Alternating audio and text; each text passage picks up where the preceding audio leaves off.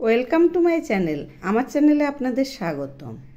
চলে আসছি আর একটা নতুন রেসিপি নিয়ে। আজকে আমি বাঁধাকপি দিয়ে পোস্তর বড়া বানিয়েছি। দেখুন না কি দারুণ লাগছে। এই রেসিপি বানানোর জন্য এখানে আমি 4-5 চামচ পোস্ত নিচ্ছি। এখন 2 চামচ নিচ্ছি। এই যে 3 চামচ নিলাম, টোটাল 4 চামচ নিলাম। এবার আমি এর মধ্যে একটু জল নিলাম। এখন এইভাবে বেটে নেব, এভাবে পুরোটাই বেটে নেব। অল্প অল্প করে জল নিয়ে বাটছি। আর একটু জল নেব।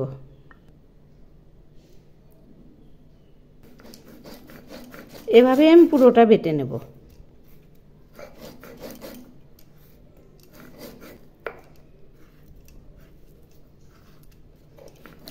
আর একটু বেটে নেব, একটু কম হবে তাই 1 চামচ নিলাম। আবারও একটু জল দিচ্ছি। বাটা প্রায় হয়ে আসছে, এইটুকু আছে। এখন আমি এগুলি একটা ছোট থালায় তুলে নেব।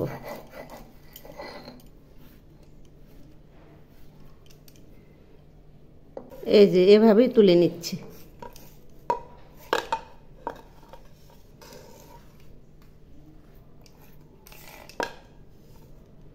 এই যে দেখুন এইরকম হয়েছে। এখন আমি ওর মধ্যে কিছুটা বাঁধাকপি ঝুরি করে নিচ্ছি। এই যে দেখুন মাঝখানে একটু নিয়েছি, কারণ এইটা কার্তিক মাস, এ মাসে আমরা পেঁয়াজ খাই না, সেজন্য এর মধ্যে আমি বাঁধাকপি দিচ্ছি। এই যে এইরকম করে ঝুরি করে নিয়েছি।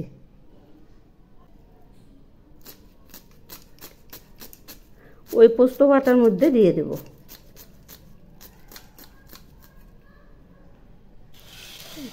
এই যে দেখুন এভাবে আরো কিছুটা ঝুরি করে নেব। আরো বেশ খানিকটা আছে।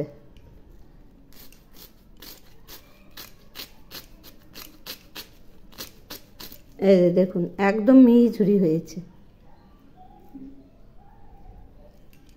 এখন আমি এর মধ্যে নিচ্ছি ঝুরি করে নেওয়া 2টো কাঁচা লঙ্কা। দুটোই দিলাম, কারণ একটু ঝাল ঝাল হলেই ভালো লাগবে। আর দিচ্ছি 2 চামচ চালের গুঁড়ো। এই যে 2 চামচ নিলাম। এবার আমি দিচ্ছি স্বাদ মতো লবণ। আর দিচ্ছি টিস্পুনের 1/4 চিনি।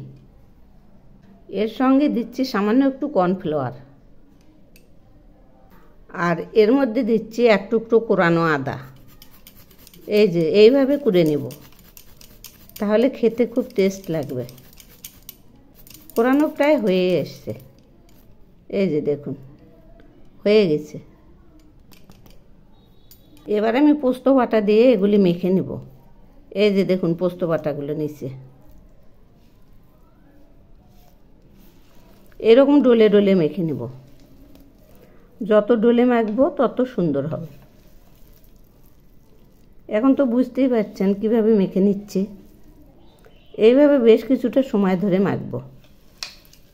এই মাখাটাতে আমি হলুদ দিলাম না, এমনিতেই এটা ভাজতেই লাল হয়ে যাবে। এগুলি ভাজতেই লাল হয়ে যাবে, সেজন্যই হলুদ দিলাম না। এই যে দেখুন মাখা হয়ে গেছে। এখন আমি এই যে এরকম করে শেপ দেব, এরকম গোল করে নেব। এটা আপনারা নকশাও করতে পারেন, এইরকম হবে। এভাবেই আমি সবগুলো বানিয়ে নেব। এই যে দেখুন সবগুলো বানানো হয়েছে। এখন আমি এর উপর দিয়ে আরেকটু পোস্ত ছড়িয়ে দিচ্ছি। এইরকম করে সবগুলোতেই দিয়ে দেব। এই যে দেখুন ছড়ানো হয়ে গেছে। এখন আমি কড়াইয়ে তেল দিলাম।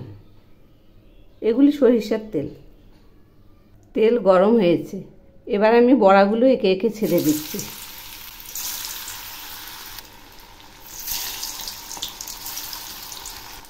একসঙ্গে 5টা বড়া দিলাম।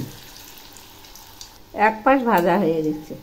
এবার ধীরে ধীরে উল্টে দিচ্ছি। এই যে দেখুন এই পাশটা ভাজা হয়ে গেছে,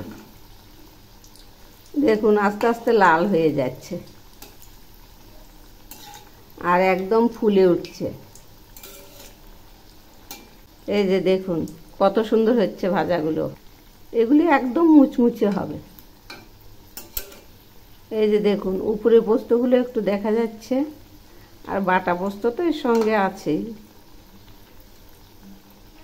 ভাজা হয়ে গেছে, এবার আমি নামিয়ে নিচ্ছি। এই যে দেখুন একদম মুচমুচে হয়েছে। এভাবেই আমি সবগুলো ভেজে নেব। পোস্তর বড়াগুলো সব ভেজে নামিয়েছি, দেখুন না কত সুন্দর হয়েছে। এভাবে একবার বানিয়ে খেয়ে দেখবেন, অসাধারণ টেস্ট। পেঁয়াজ ছাড়াও যে এত সুন্দর বড়া হয়, না খেলে বুঝতেই পারবেন না। একবার খেলে স্বাদ মুখে লেগে থাকবে, এত টেস্টি।